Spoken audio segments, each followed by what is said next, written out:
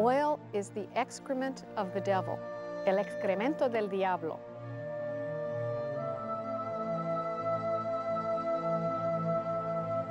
Oil is black blood.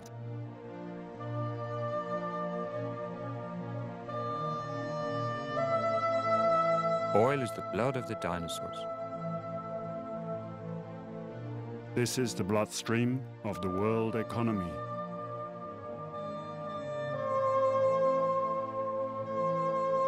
Oil is the blood of the earth.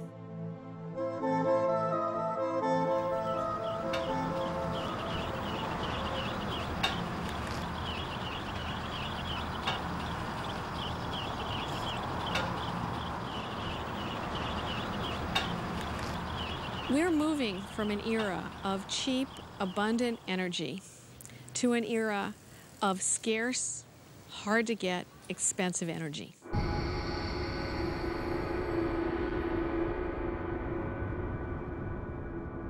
At the same time, we are making ourselves dependent on some extremely unstable regimes in some very nasty parts of the world.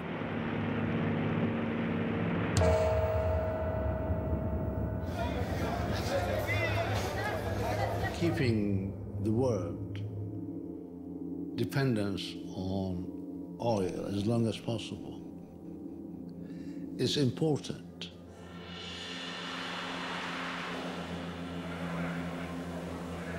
Not 1 in 50, not 1 in 100 of the people in our country have any inkling of the potential problem that we're facing.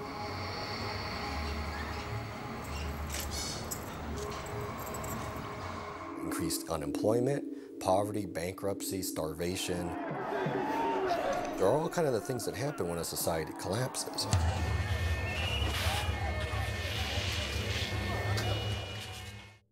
So we enter an entirely new world of quite unbelievable dimensions, and yet it's only a few years away.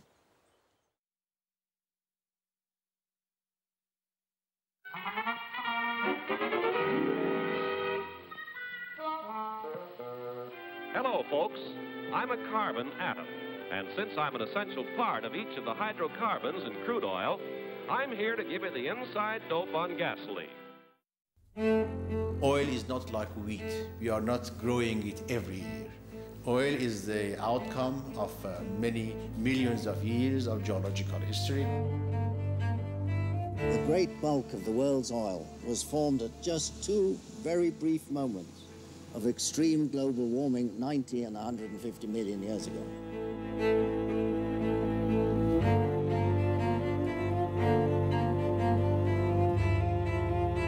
Animals and plants that died in the ocean were compressed by more deposits of sand. And over the years, these deposits squished and compacted more and more. And then over time, they were cooked, which was what we call the kitchen.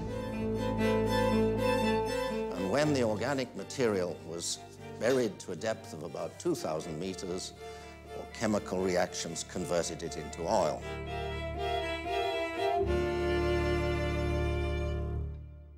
This was formed once, briefly, over geological time. And so we're using this stuff up over 1 or 2 centuries.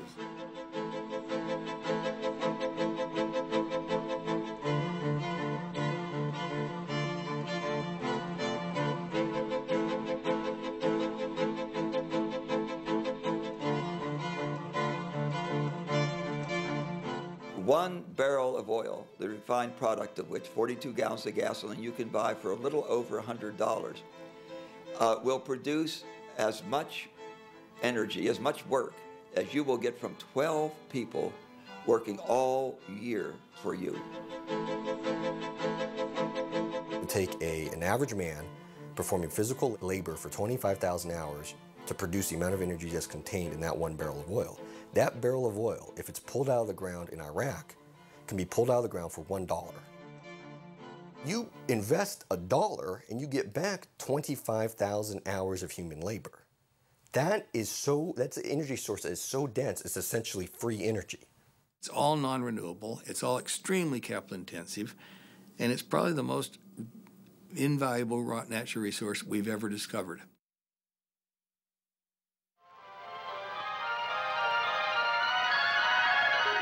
You are about to know the thrill of seeing that which has never been seen before. You're about to enter a beautiful, exciting, wonderful new world, the world of 1960. For the first time in history, you'll see a wonderful new world of Fords.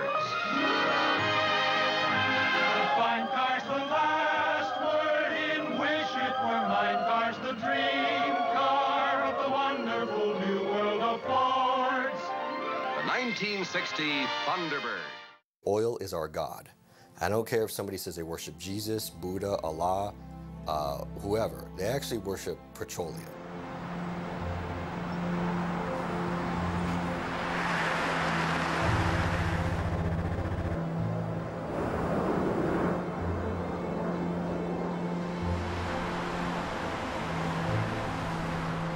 %70 of the barrel of oil is refined into transportation fuels, which include motor gasoline, diesel fuel, jet fuel, railroad fuel, and maritime fuel.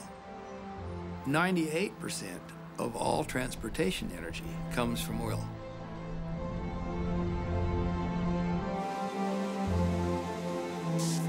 Construction of an average car consumes somewhere between the energy equivalent of 27 and 54 barrels of oil, depending on whose statistics you use. A computer, the construction of the average desktop computer consumes 10 times this weight in fossil fuels. A microchip consumes 630 times this weight in fossil fuels during its construction. For every calorie that you eat in the United States, and probably a similar number in other industrialized nations, requires 10 calories of hydrocarbon energy.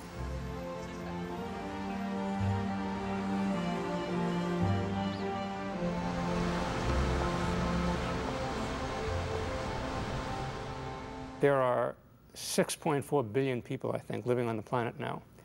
Most of them are reasonably well fed, and that's a consequence of what was called the Green Revolution in the second half of the 20th century. The Green Revolution consists in very large measure of fertilizing land with petrochemicals, fertilizers that are derived from petroleum.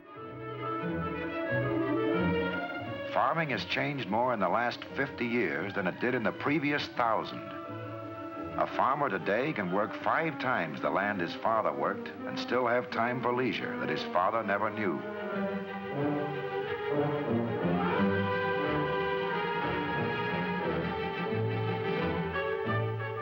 The petroleum that runs these modern hired hands has not confined progress in farming to the fields. Life is easier for the farm wife, too. What it comes down to is that the oil industry has to please Mrs. Martin and millions just like her.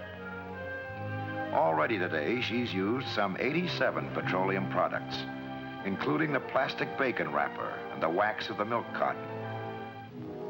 She'll top 100 before the day is over.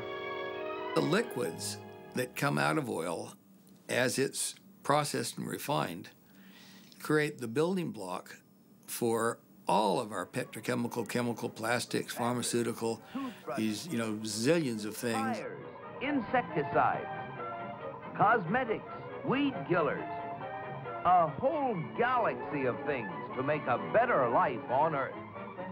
And it isn't just oil companies that try to outdo each other, competing for the customer's dollar. The same story is true of almost every successful business enterprise on the whole planet. Well, whether you know it or not, every single preparation on this beautiful lady's dressing table, every single thing she is wearing is influenced by oil. Just for fun, let's take away all these articles dependent upon petroleum. Her hand mirror, cosmetics, perfume, and manicure set made of plastics. Her synthetic silk negligee, her silk under... Oh, science can go no further.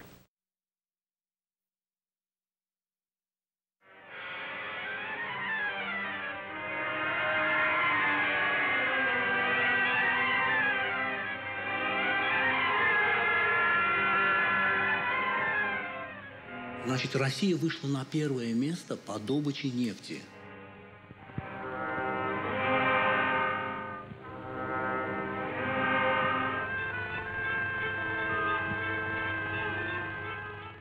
Например, если во всем мире в 1901 году, как раз в этот период, значит, Россия вышла на первое место по добыче нефти. И 95% российской нефти давал Баку.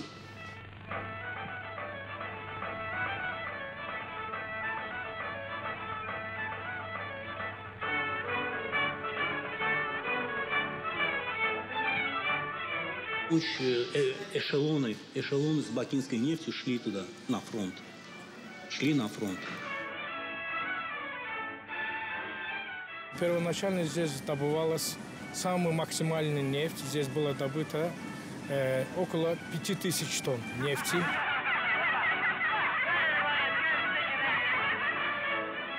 В 2020 году к этому времени Баку был одним из крупных промышленных нефтяных центров.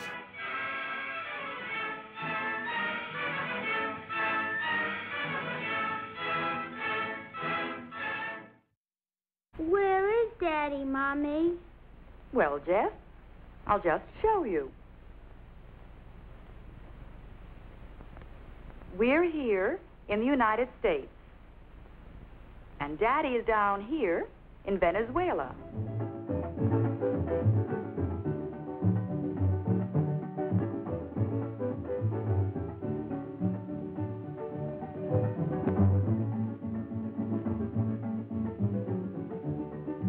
Where the Lake Maracaibo oil fields are.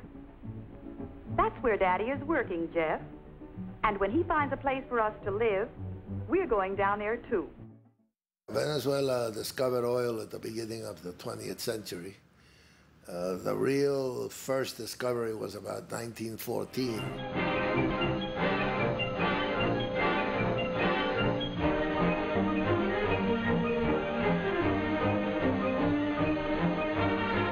The real turning point was on the 16th of December 1922 when there was a blowout in a well that was being drilled at Cabimas. It became known as the Day of the Black Rain. 150,000 barrels in the air for 2 or 3 days running. And that put Venezuela on the world oil map once and for all. And at one time, Venezuela became the largest exporter in the world.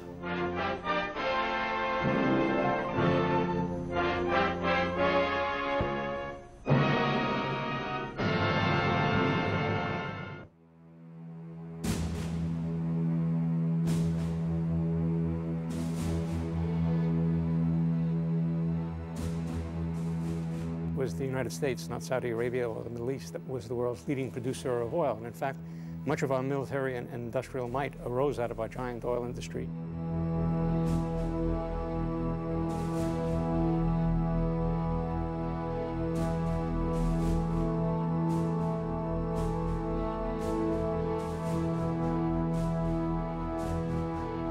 We were essentially the Saudi Arabia of the world up until about the 1950s.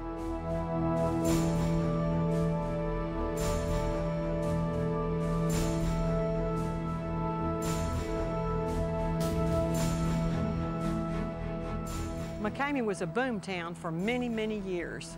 Their attitude was that this was going to last from now on. I know that those people then could not foresee you were ever going to pump all the oil out of the ground in this part of Texas. And they couldn't picture ever running out of oil because it was everywhere and got on everything.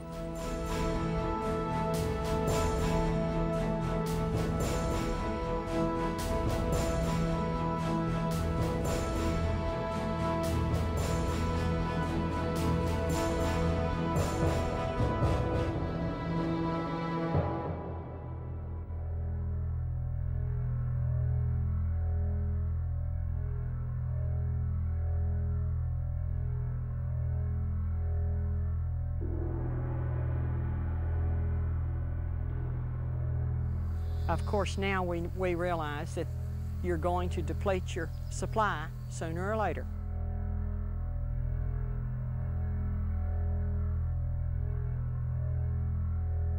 They're not making a lot of dinosaurs anymore.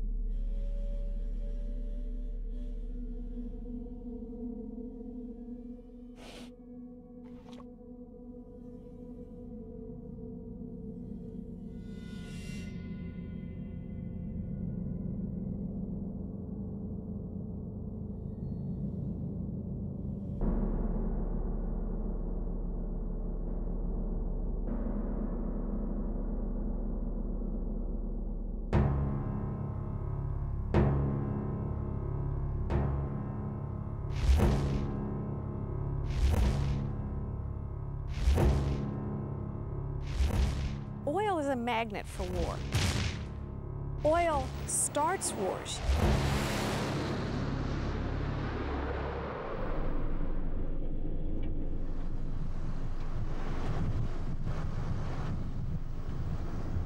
The Sudan, for example, Darfur, what everybody is treating as an ethnic and a religious struggle is in fact in part a struggle about major oil finds located in the south, which means that the government in the north, a different ethnic and religious makeup, is displacing those people and moving them out of the area so that those oil revenues belong to them.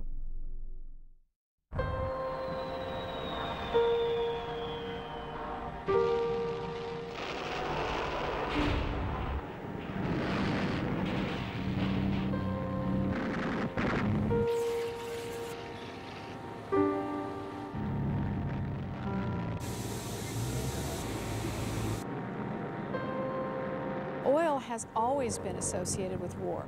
Our very first wars, World War I, World War II, have very important elements of oil in them as a reason for the war, as allowing the war to go on, as a way of securing supply.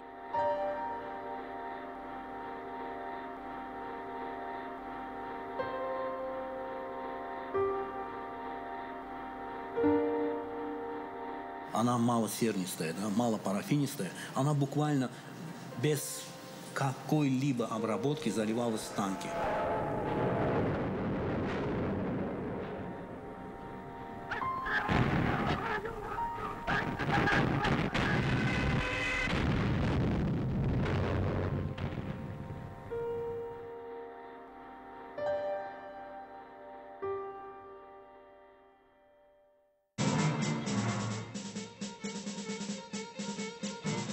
During the 70s, there were the political problems, the war between the Egyptian and the Israelis, in which the oil boycott took place.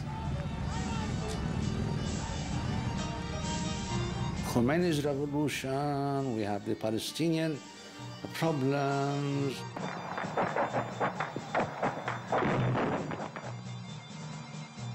Wars between Iraq and Iran.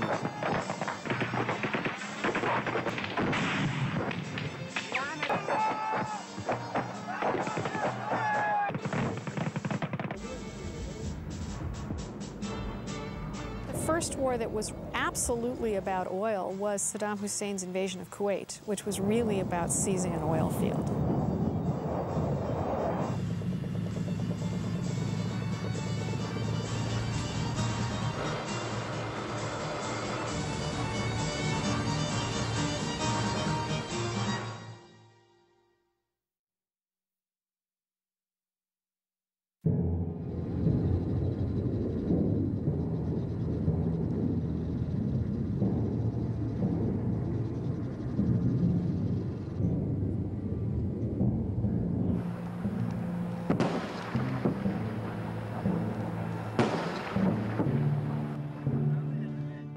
Excellency, ladies and gentlemen, Iraq oil is a giant that has been kept dormant for so many, many years.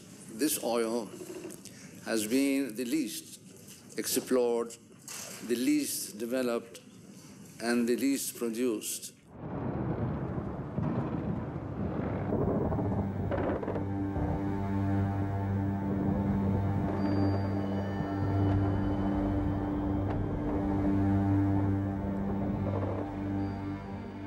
There are lots of people who will tell you that oil had nothing to do with the war if you go to Washington. And we used to call it the O word that nobody would say. But in fact, all evidence points to the fact that the United States, which did not secure areas of weapons of mass destruction, but did in fact secure the oil fields, the United States had plans to bring in U.S. companies in Iraq where they have previously not been allowed to operate, that there were maps of the oil fields involved in the planning of the war, that in 1998, long before the war, people were arguing for this as a way of securing energy supplies in the United States. I can't get inside their heads to know all of the rationale for going to war in Iraq, but there are many people who believe at least a part of the reasons for being there is the geopolitical position of Iraq and the fact that it sits right in the middle of the world's oil patch.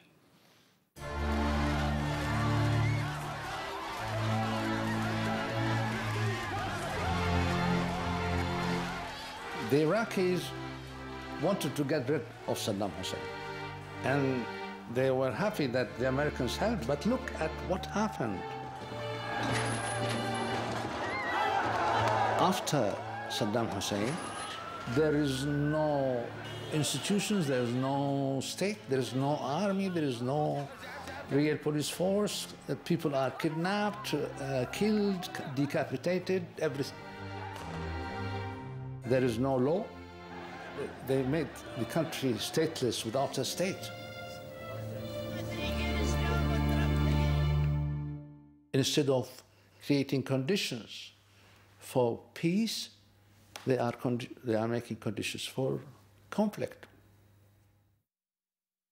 More and more oil is going to come from less and less stable places, less and less secure places, places that actually challenge the taking of oil in the first place. Oil fuels war, it's a catalyst for war. It's something that prolongs war, it intensifies war. This is not a pretty picture.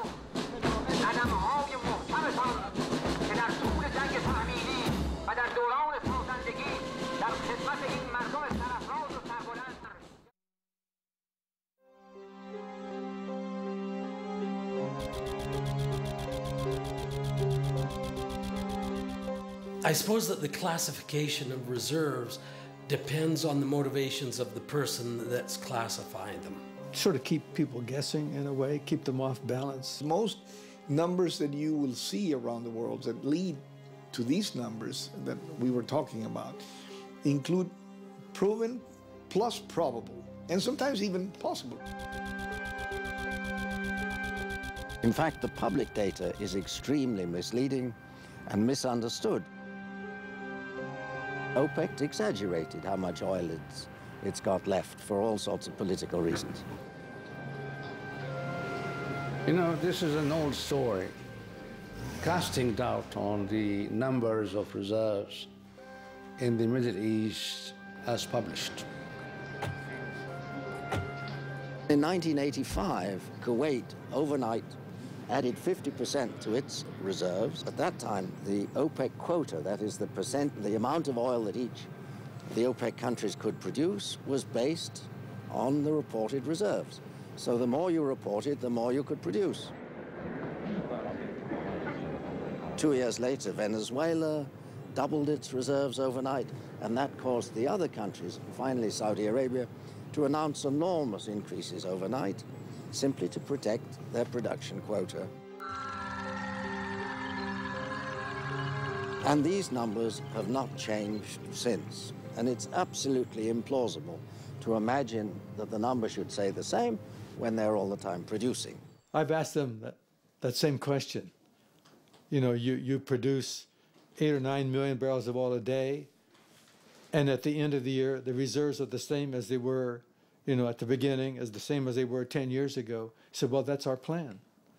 That's our plan. You know, we produce this oil, and then we prove up reserves to offset the oil that we've produced during the year. So at the beginning of the next year, our reserves are exactly what they were, you know, the year before. Well, whether you believe that or not, I don't know, but that's what they say. That's what they say. It's their plan. That's the way it works. OPEC countries do not care about what might happen from now, 20 years from now, or 30 years, or 40 years from now. They care about what they get now, today. Because these are politicians, they want more money to spend, rationally or irrationally, whatever it is, but they have budgets, and they became prisoners of their budget. What may happen 20 years from now, by that time they are dead. They don't care.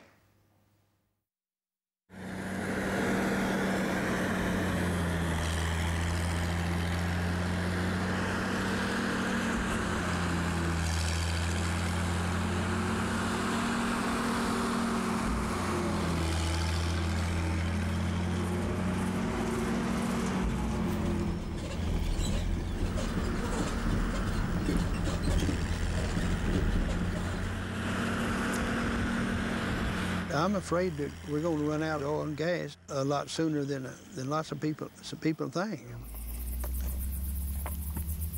Well, it appears to me that when it peaks, they've taken more than half of it out of the ground. Of course, as time goes on, they might find a way to extract more of that oil than they do now.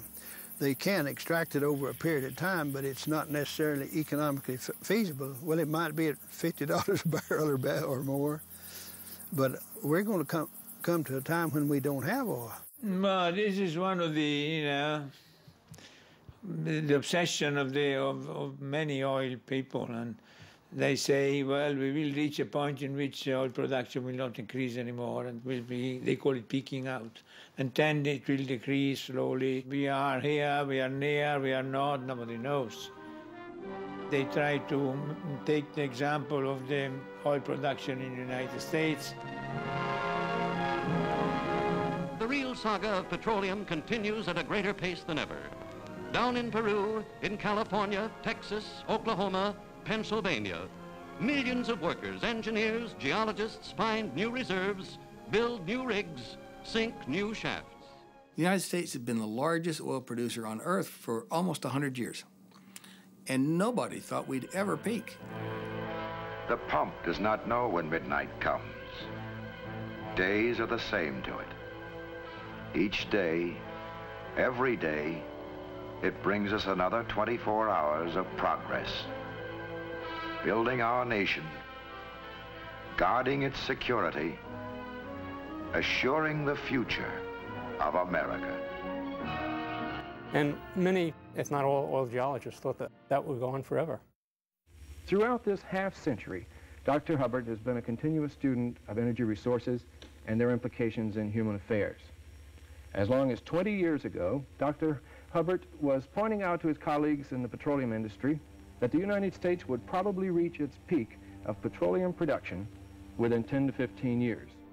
He was virtually laughed out of his profession for making such a ridiculous prediction. The optimists back then were saying, this is crazy. We're finding 6 barrels of oil for every barrel that we consume. We're never going to run out or peak or anything like that. He realized that oil discovery had peaked in the 1930s and was declining. And he could extrapolate that to figure out how much oil there would be altogether. The amount that you discover initially starts out rising very rapidly, but after a while it slows down because there's less of it to discover, and eventually it will turn over and come back down again like that. Now the rate of production of oil, of extraction or use of oil, will be a second bell-shaped curve, and it comes necessarily later than this because you have to discover it before you can produce it. So there'll be a second curve like this for production.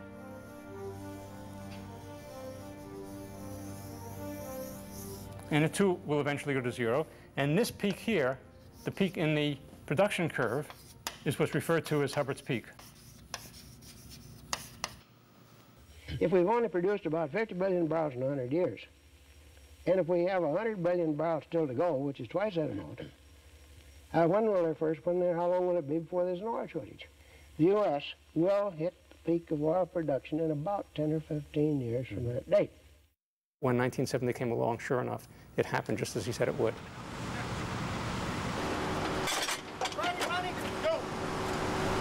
It turns out that in December 1970, the U.S. peaked at 10.2 million barrels a day, and then oil prices went through the roof.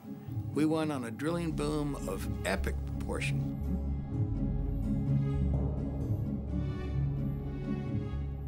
Ten years later, we were drilling and completing 4.5 times more oil wells than we were doing back when we peaked. And our domestic oil production from the lower 48 and the shallow waters of the Outer Continental Shelf had already declined from 10.2 million barrels a day to 6.9 million barrels a day. Doesn't sound terribly illogical. If we've been living on more oil consumed every year than we found for 30 years, I guess it's inevitable that sooner or later we were going to reach that. The last great frontiers of new oil discoveries turned out to be Alaskan North Slope oil, Siberian oil, and the North Sea. And those discoveries happened in kind of 1968, 1969, 1967, 68, and 69.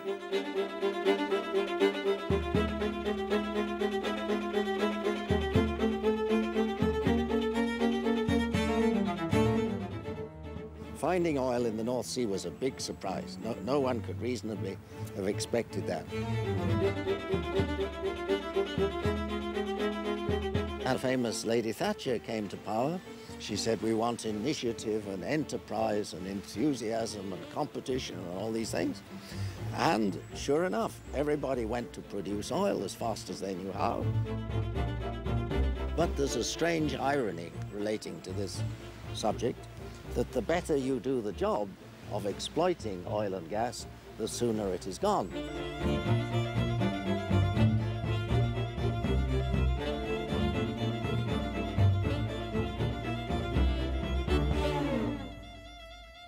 The British government now admits that it becomes a net importer next year, I think, and that it's gone in 2020. This is a huge change.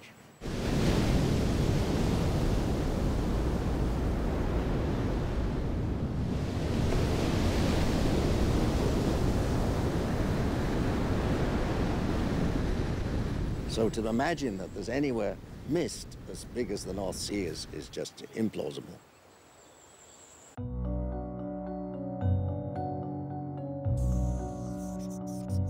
As we look around the world into other countries, we see this same pattern being repeated in one country after another. Today, there's about 58 countries that are physically producing less today than they have in the past.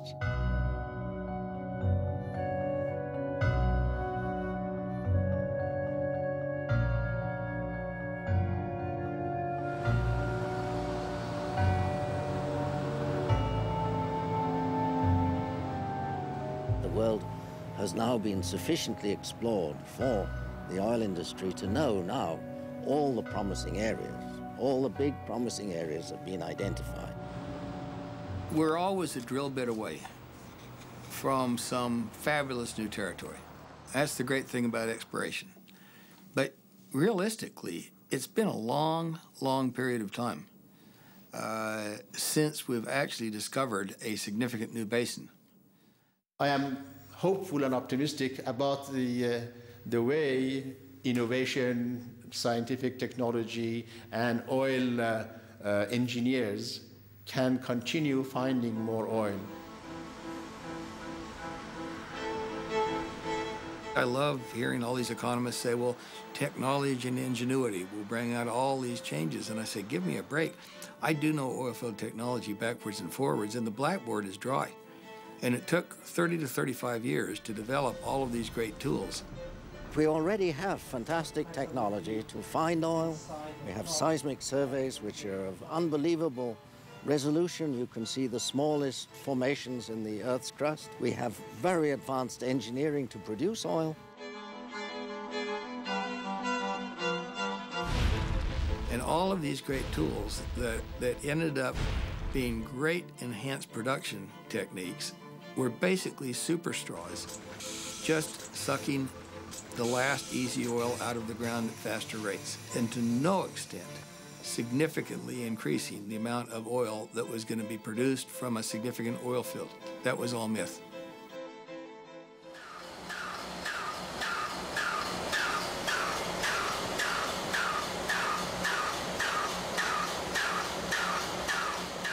Some oil is cheap, easy, fast to produce. Others is the exact opposite.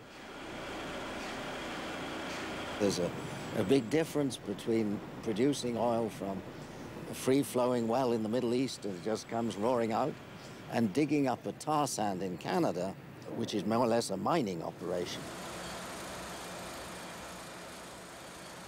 They're using more energy from natural gas to produce the oil than they're getting from oil shales and tar sands. So even the fact that people are saying, well, we're going to tap the oil sands, that right there tells you that we're close to peaking, because you don't go to those areas unless you've used up all the good stuff.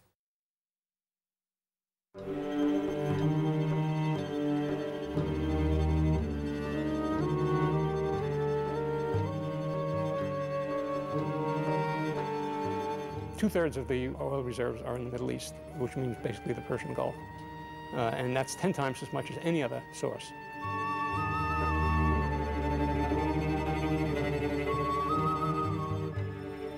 Right now, really the only region of the world that hasn't peaked is the Middle East.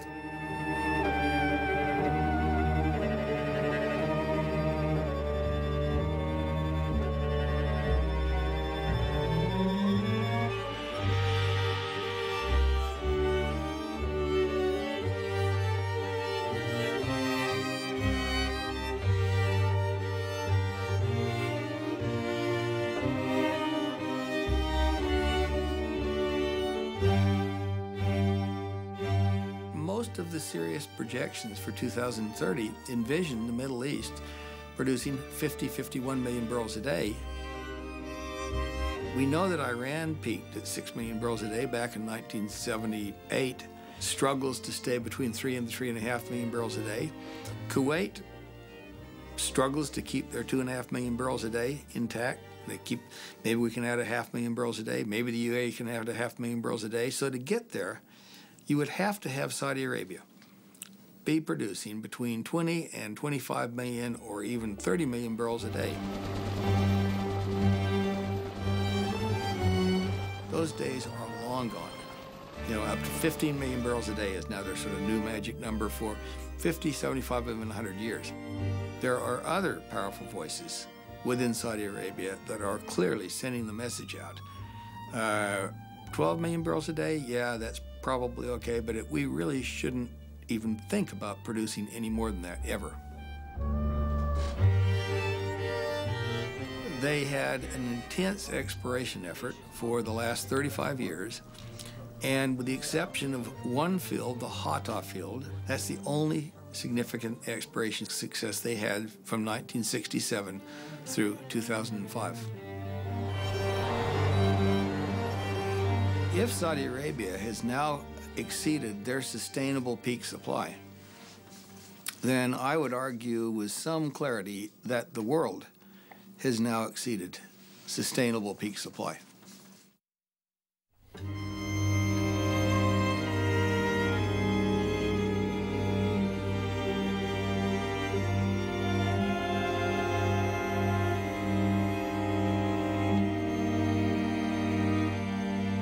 When you reach the peak, you're at the top of the mountain.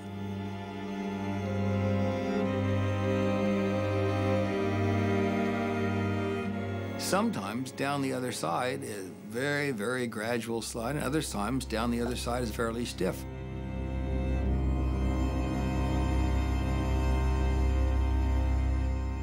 What really matters, and matters enormously, is the view that comes into sight on the other side of this peak when we see this long, relentless, remorseless decline heading off into the valley. The point is that the whole world has got used to this growing side of the mountain range, has to face the opposite side.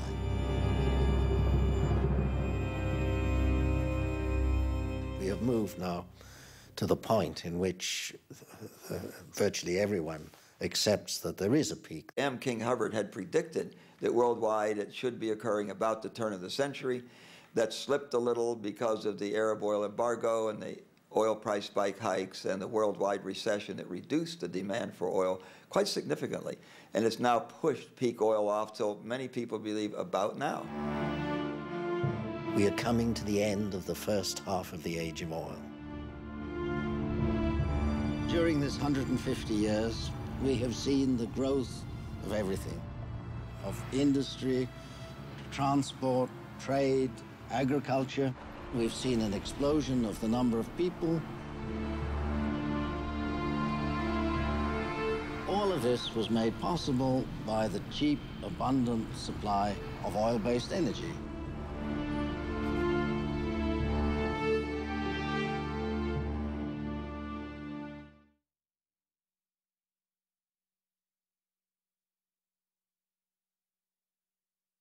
Demand is on the march, and supply is flattening out. You will have to supply, if you want to meet the demand, from the current level of 80 million barrels a day to 120 million barrels a day in year 2030.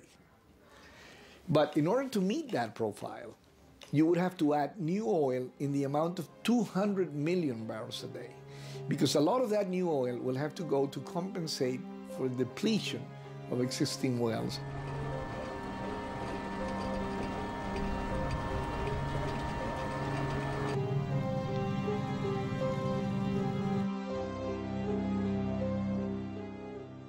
In the early 70s, over half the globe essentially didn't use any oil.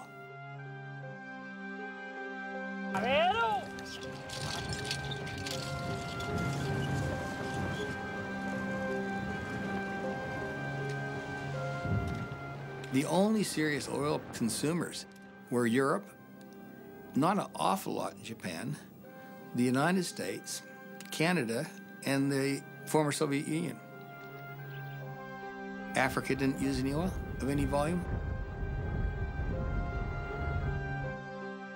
Middle East didn't use any oil. None of Asia used any oil other than Japan. Today, Papua New Guinea hardly uses any oil. There's probably 2 or 3 islands in the South Pacific that don't use any oil. Everybody else is hooked on trying to create a society that looks like us.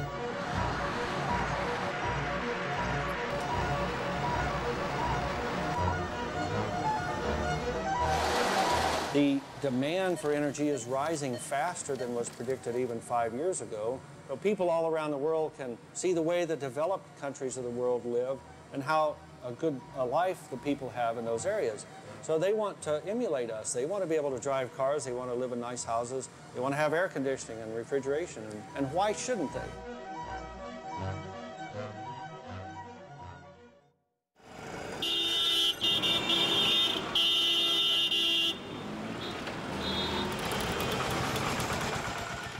Demand for energy will only increase as India's standard of living rises, its economy becomes even more diverse and dynamic, and it continues to narrow the gap with more developed nations.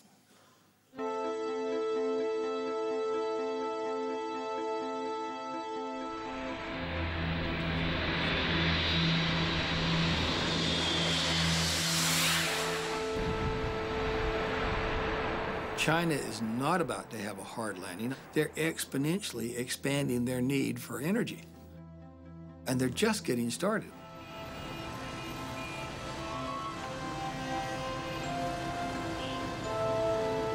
Most urban Chinese believe that they will own a car within 5 years. It's the fastest growing automobile market on Earth. Something like a third of them already have driver's licenses. And so the demand for oil and for gasoline in China is really going to take off.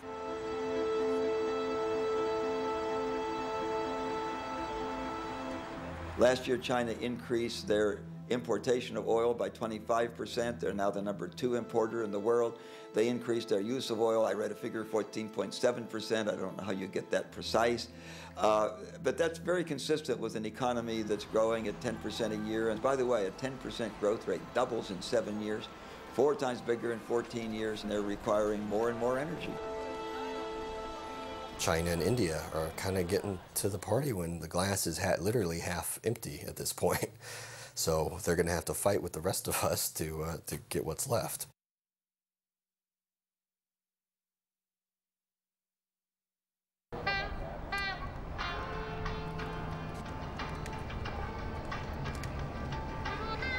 Well, the Hummer, I believe, is more of a status symbol where, you know, look at me, I can afford a Hummer, I'm driving the best. It's going to get somewhere around 10 miles per gallon constant on the road. That's either highway or city driving. 6.0 liter, 325 horsepower with 380 foot-pounds of torque.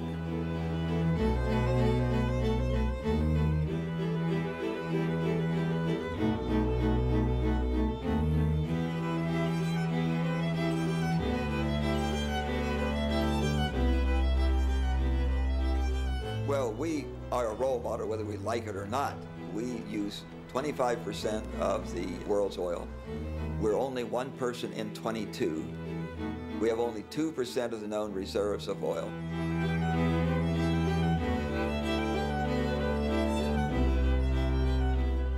We are profligate users of energy, but we will go on doing that so long as we're rich and the energy is cheap.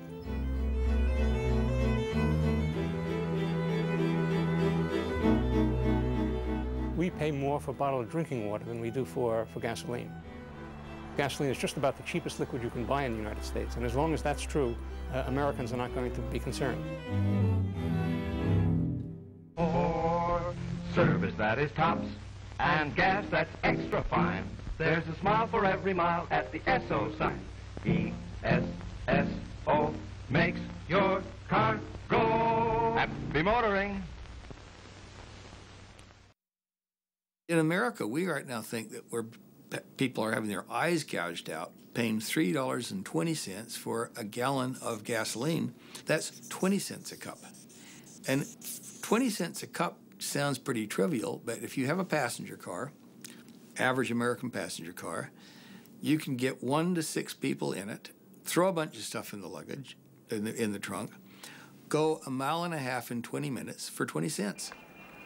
Now, if you don't have gasoline and you try to bargain with a guy with a horse-drawn cart or someone coming by with a bicycle, or maybe you're lucky enough to have a rickshaw, said, "Excuse me, would any of you like to take me 1.5 miles, me and my friends, 1.5 miles for 20 cents? Those people would laugh at you. So I would think that we would need to get oil prices up to, $5 a cup, some number that starts to equate with what we actually spend readily on a lot of things that aren't nearly as valuable and also aren't non-renewable.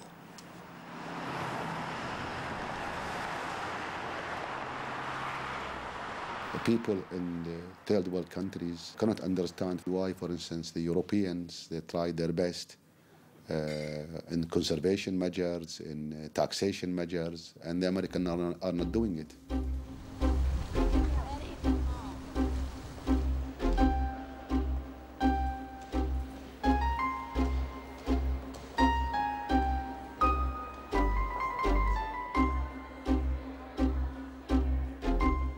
Not 1 in 50, not 1 in 100 of the people in our country have any inkling of the potential problem that we're facing.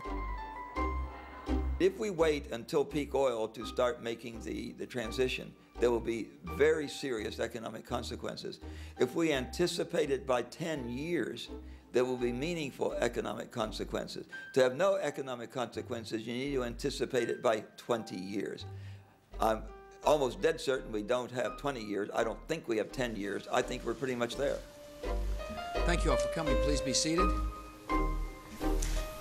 Lay the facts out for everybody to see. I don't think the people in positions to tell the public about it from an official standpoint have been totally honest with us about the problem. The person who will win an election is somebody who can most persuasively lie to the population, which is tell them what they want to hear, which is that the future is going to be great, just follow me. If our energy resources are properly developed, they can fulfill our energy requirement for centuries to come. What is needed now is decisive and responsible action to increase our energy supplies, action which takes into account the needs of our economy, of our environment, and of our national security. In ancient Greece, the person who brought bad news was executed, and politicians who bring bad news frequently are not reelected. Our political system is just controlled by major corporations. The steps we need to take to reasonably address this in some type of rational way require a downscaling. So if you're the CEO of a big company, are you going to contribute money to the politician who says, hey, I want to slow down the economy, I want to sell fewer cars, because we want people to drive less, and that'll cause, their cars won't need to be maintained as much. That will shrink the automotive manufacturing sector, which will shrink the entire economy. Nobody's going to vote for that. I don't even know if I'd vote for that. More than any other country in the world, America is a nation on wheels.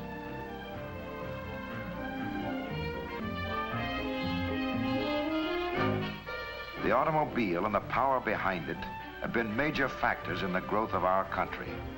We can drive anywhere we want to, at any time, for any reason, including fun. We're in some ways a victim of our own success.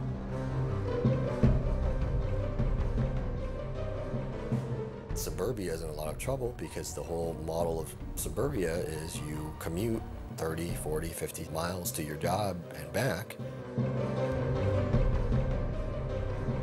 And that's only viable so long as you've got relatively cheap oil and gas.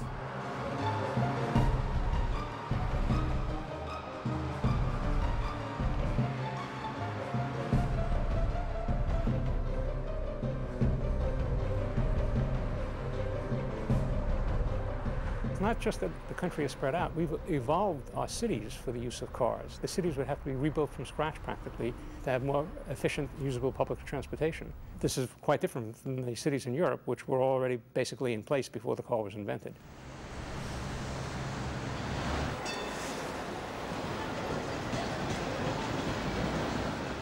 So yes, it's going to be a terrible blow to the United States when we no longer have the oil that we love so much.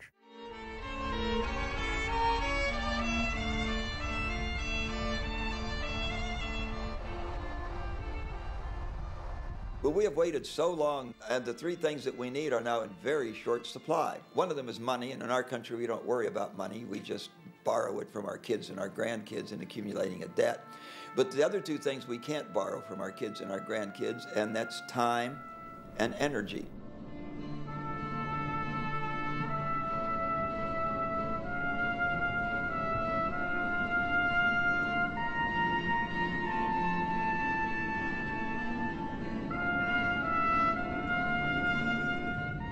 In order to make energy available to invest and buy time, we have to have a very vigorous conservation program. Since the United States uses a fourth of all the world's oil, we clearly need to lead there. I believe that our American people have a great spirit of entrepreneurship and patriotism. If they really knew what the problem was, that they would be very responsive in doing what I think are the necessary things to get ourselves to the other side with as few bumps as possible. If you tell Americans there's a brand new hydrogen-powered car that you can go and buy instead of your car, they'll say, okay, great, I'll go buy it. But if you tell them you're going to have to use a bicycle, that's the type of adaptation that they have to make. People aren't willing to do it.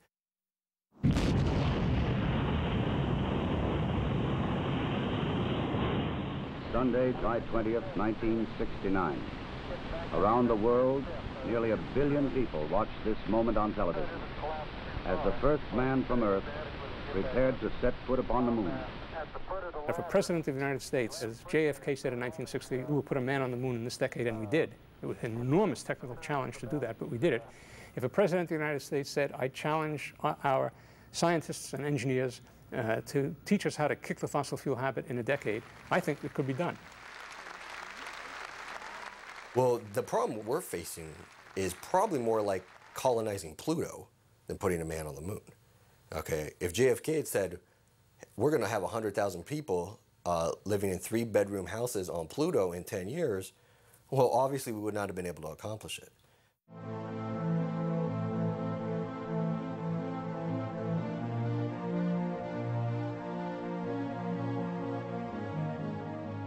In the last 40 years, the Bush administration is the administration that has the closest connections with oil companies themselves.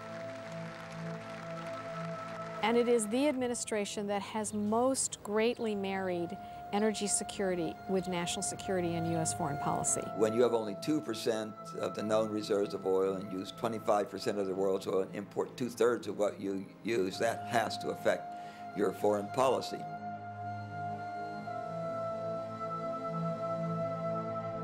They believe that the way to secure oil supplies that would in fact get the support of the American people and create a more stable world is to democratize the Middle East. They believe that this issue of promoting democracy to the Middle East is a way of actually securing oil supplies. East and West are united in pioneering a new frontier of progress. serving the interest of the Saudi Arabs, serving the interest of the United States, and demonstrating the vitality of the American system of free enterprise. A system which, from this new frontier, is pumping into the trade of the world oil, one of the materials that is making a truly great contribution to our modern civilization.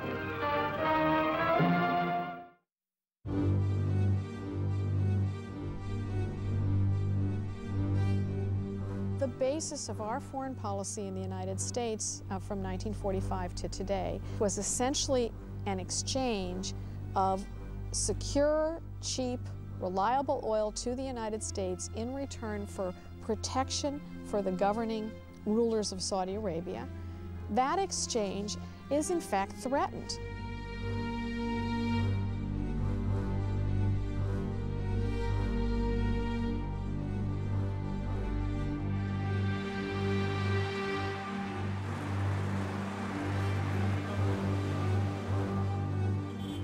Ten, 15 years ago, the per capita income in the country was about $28,000. Today it's $6,000. There has been a huge drop in the standard of living of the average Saudi.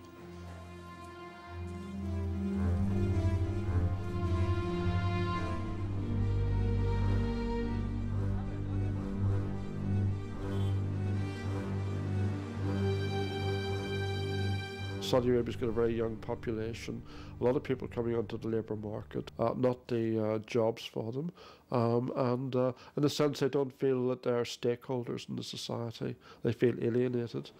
There are lots of tensions between the oligarchy, which rules the country, and the population, which inhabits the country. And many people think within the fundamentalist movement that the regime, the government of Saudi Arabia, is totally corrupt, that it is basically selling the oil to the West, and the West is arming the regime, and the regime uses the guns against its own population.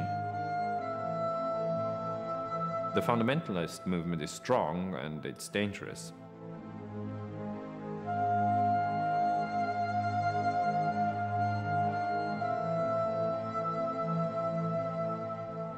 No doubt that some of these people who are making problems in Iraq and committing terrorist atrocities are actually Saudis. This is a formula for real conflict. This is a formula for a country that is on the way to some very, very dangerous outcomes. The stability of Saudi Arabia over the long run is in fact questionable.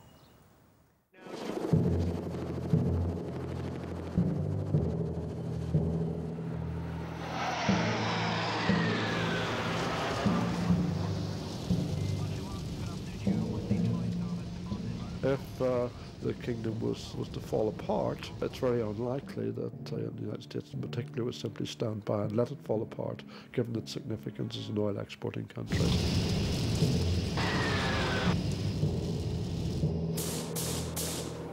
We would see certainly US intervention, despite all the lessons and the problems that have been associated with Iraq. One thing that many people, me included, fear is that when this happens, we will simply go and take by force of arms the oil that we need. And that will make us into a very different country and the world into a very different world. We're looking at essentially a generation-long, multi-generational resource wars. Ultimately, there really are only two options. One is to militarize the taking of oil, which means to get your population to understand that if they want to continue to drive SUVs and have the cars and consume energy in the way they are, that they will be in war after war. The other position is to begin to prepare for what we all see coming, which is an end to the era of cheap oil, and to invest in alternative technologies for energy that are cleaner, safer, and have less detrimental effects on the political and social makeup of oil exporting countries themselves.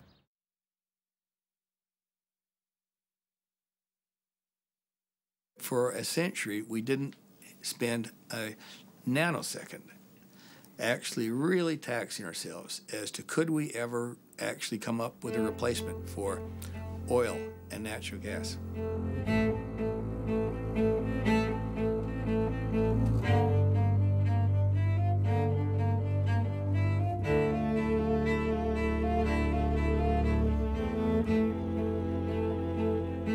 İnanırıq ki, bəşəriyyət insan zəkası o qədər böyükdür ki və tükənməzdir ki, o insan zəkası o qədər inkişaf edəcək ki, o neftin mütləq nəsə bir alternativ bir şey tapılacaq da, ne diyeyim sizə, yanacaq mənbəyi deyimmi, ya qida mənbəyi kimi tapılacaq və mən buna arxayınam.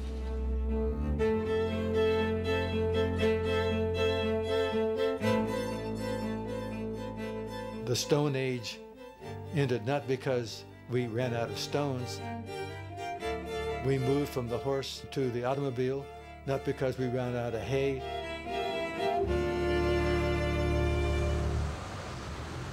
I don't dismiss the ingenuity of man.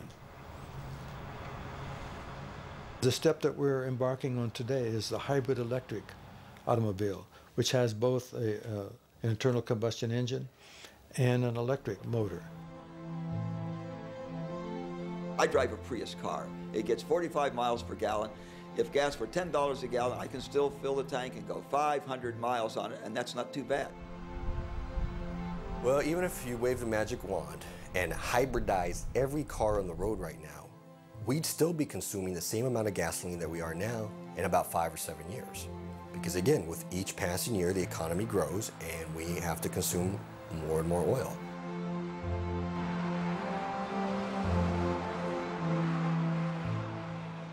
We have very big challenges to face in this century. This is a planet that has 6 billion people on it now, perhaps 9 billion people by the end of the century. The problem is enormous. 14 terawatts of energy we need by 2050. We need a new source of that much energy. That's equivalent to 220 million barrels of oil per day.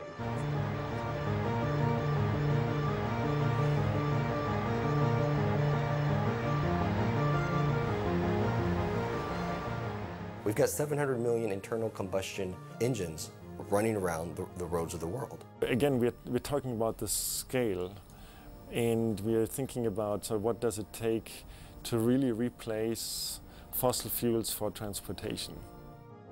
The big one, of course, which is hydrogen, that's the one that's going to do the trick and replace oil eventually. Well, the hydrogen economy is conceptually a good idea.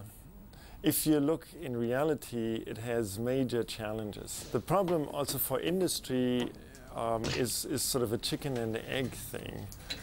Industry is reluctant to really invest heavily into fuel cell technology because there's no hydrogen infrastructure to deliver and produce cheaply hydrogen. On the other hand, this infrastructure is not in place because there is no demand for hydrogen. So how do you get this started? And both, again, need substantial breakthroughs in technology. Fuel cell technology, hydrogen production technology, transportation of hydrogen and storage of hydrogen are fundamentally unresolved issues. The economics right now are that we use the equivalent of 3 to 6 gallons of gasoline to make enough hydrogen to drive a car the same distance that 1 gallon of gasoline would drive it. So the hydrogen economy at this point makes no sense. If you talk about hydrogen, it may take at least 40 years. Easily 30 to 50 years. Easily.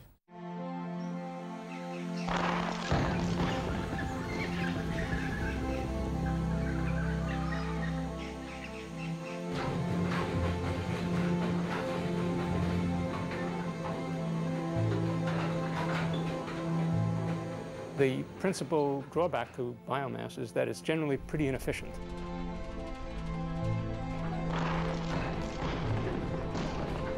A couple of pretty respected scientists in our country believe that if you look at all of the energy inputs into producing ethanol, you put more fossil fuel into producing the ethanol than the energy you get out. The quantities that could be made available from ethanol and biodiesel are very, very small. and would replace only a small percentage of the fuels that we consume today. Even if you took the biodiesel production, scaled it up to the maximum, and then scaled that up another 10 times, you're still talking about a drop in the bucket compared to what we get from oil.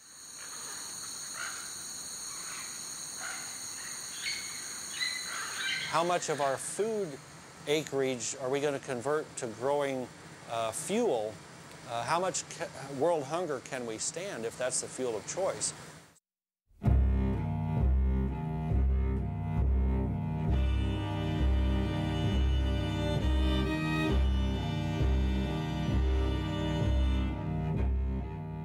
Nuclear energy will be expensive, and the experience that we have gathered over the last 20, 30, 40 years in terms of safe storage of materials, especially in Europe, where there's much more discussion about how to treat the waste and what to do with that. This needs to be rethought. People are nervous about the risk of an explosion or a nuclear event of some sort, and then there's a danger of terrorist activity. If you wanted to build enough to replace all the fossil fuel that we burn worldwide today, which is 10 terawatts, you would have to build 10,000 of the biggest possible nuclear plants. And if you did that and burned U-235 in them, the worldwide reserves of uranium would be exhausted in somewhere between 1 and 2 decades.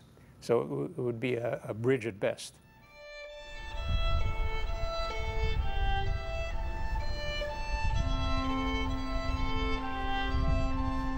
Wind energy is becoming more popular and economically viable, but because of its intermittency and low power density, it will never contribute more than a small fraction of our energy supply.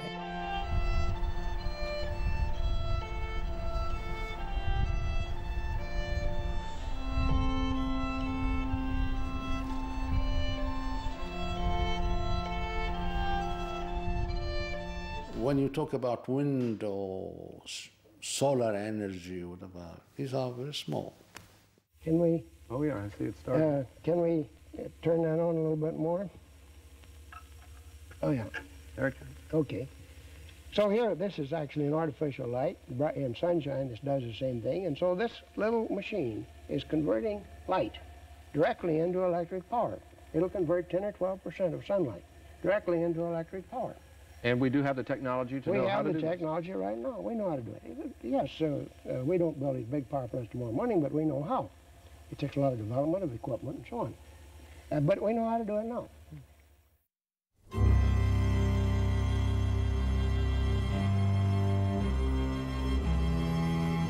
Total amount of sunlight that falls on the planet is 20,000 times the amount of fossil fuel power we're using now. So we are awash in sunlight. There's plenty of energy from sunlight.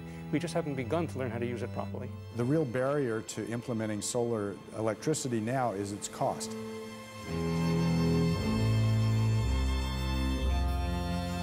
To generate the same amount of power we now use in fossil fuel, you'd have to cover a land area roughly half the size of the state of California. All of the solar cells made in the world up to now probably would only cover about 10 square kilometers. It's a tiny fraction of it, so not impossible, not unthinkable, but really a huge technological challenge.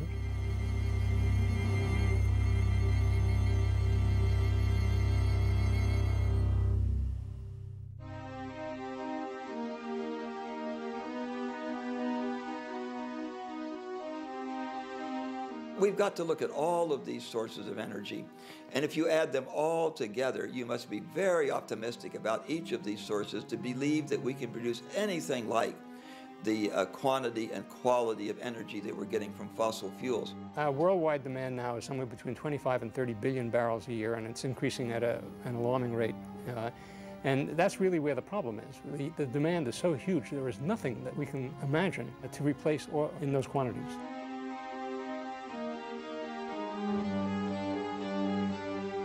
There are lots of ideas around, and the ideas are just vapor until somebody actually tries them and shows that they either work and have side effects, or don't have side effects, or don't work, or whatever. That's called research, and that's exactly what we're not doing.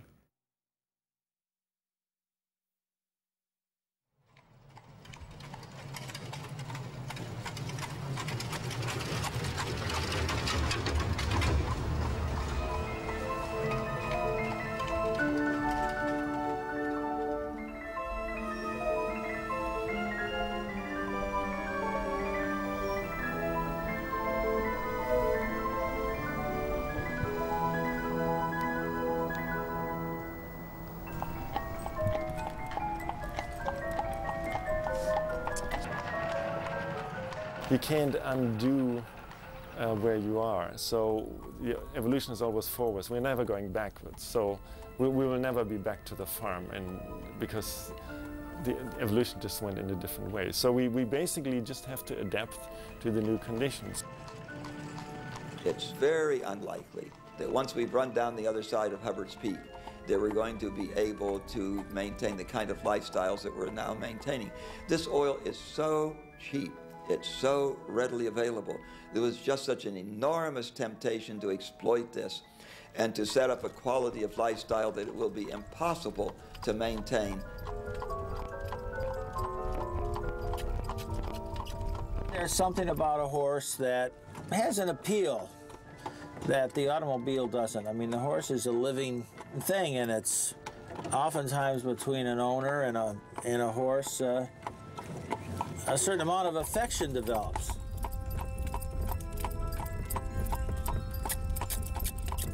We're going about 9 miles an hour right now. Come on.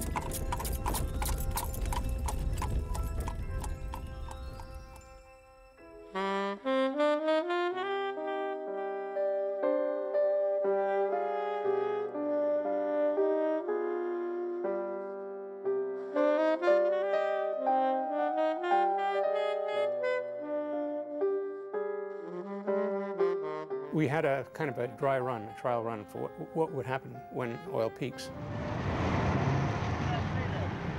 No gas. No gas today? No. It was a temporary peak in 1973.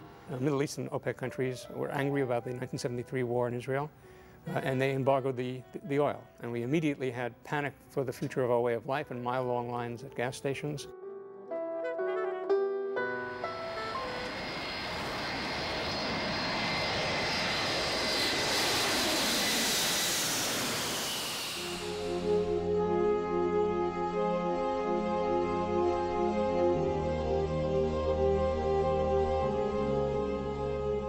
In the future, things like driving cars and air travel, period, will be not something that the average person can afford, but something that's only available to the super, super elite, the 1/10 of 1%.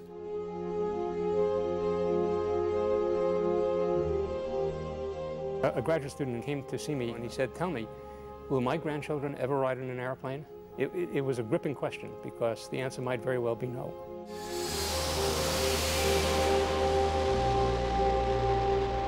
I would say air travel will substantially stop.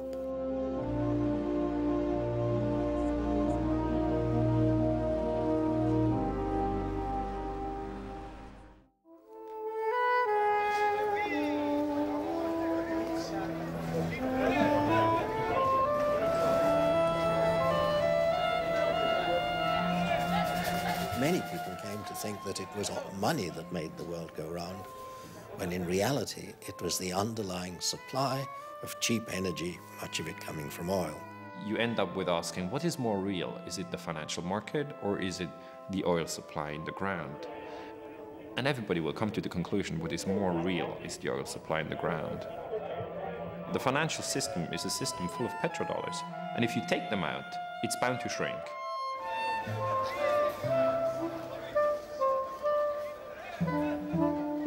There isn't a company quoted on the stock exchange that doesn't tacitly assume a business-as-usual supply of cheap oil. Well, that isn't there anymore. That means that virtually every company is overvalued on the stock exchange. And as the financial community recognizes this, well, that might trigger some kind of overreaction and stock market collapse. I think it's very likely. I wouldn't be surprised personally if it doesn't trigger another Great Depression comparable to the one of the 1930s, if not worse, because this one is imposed by nature rather than being a speculative bubble. I've taken this time span here from 5,000 years ago to the present to 5,000 years in the future. Now, what we call recorded history began about 5,000 years ago. So what this shows is that this Washington Monument-like spike here is the episode of the fossil fuels, coal, oil, and natural gas, and every other kind of fossil fuel in human history. It's the most disturbing thing that's ever happened to the human species. It's responsible for our technological society And in terms of human history, it's a very brief epoch.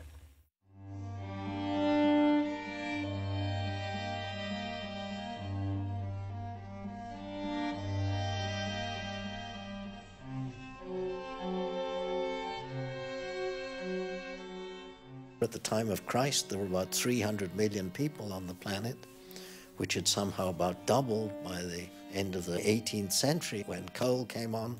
Then came good old oil, and suddenly the population went up 6 times.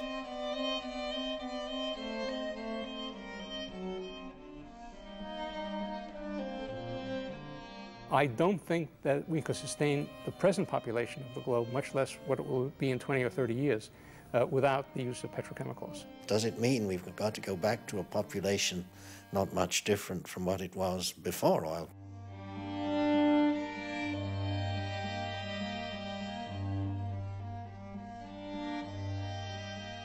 In the absence of fossil fuels, how many people can the world support? Many people believe maybe 1.5 billion, 2 billion people.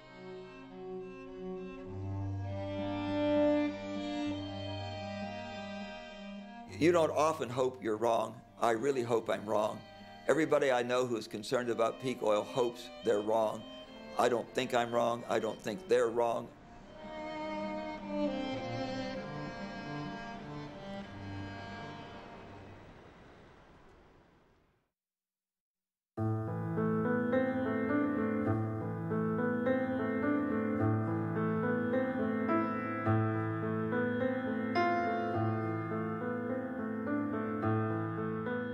We're facing some sort of unprecedented, unparalleled situation, and that explains why it is so difficult for one to really accept it. One thinks there's got to be a solution. It's somehow contrary to our mindset to think about these things. We just don't like to do it. We've got used to the filling station has been there for as long as we can remember, and normal people say, well, it's going to be there into the future. It's very hard, and it's doubly hard because it really has never happened before. It's a strange issue of mindset and attitude and experience and behavior that somehow leaves us so unprepared for this situation. We identify a species called hydrocarbon man who lives on the strength of all of this oil. Well, his days are definitely numbered. Whether mankind or Homo sapiens as a species altogether will carry on living some different, simple way, that's another question.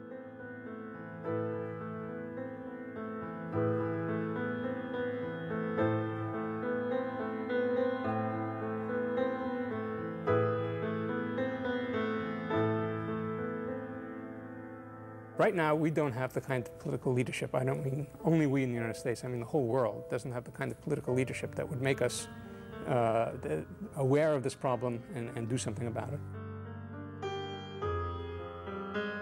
There's little hope of the politicians taking the lead in this, because it's difficult in government for people to... It's much easier for a politician to react to a crisis when it's happened than to take steps to prepare for it. It's only when the public calls their representatives in Congress and says, you must do something, and we are prepared to support you in whatever actions you take. You don't have those telephone calls being made today.